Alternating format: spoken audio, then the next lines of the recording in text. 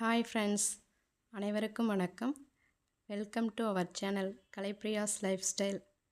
நம்ம ஆசைப்படுற ஒவ்வொரு சின்ன சின்ன ஆசையை நிறைவேற்றும் போது மனசுக்குள்ளே அவ்வளோ ஒரு சந்தோஷமாக இருக்கும். இந்த பட்டாம்பூச்சி பறக்கிற மாதிரி. இந்த பட்டாம்பூச்சி பார்க்கவே எவ்வளோ அழகாக இருக்குது.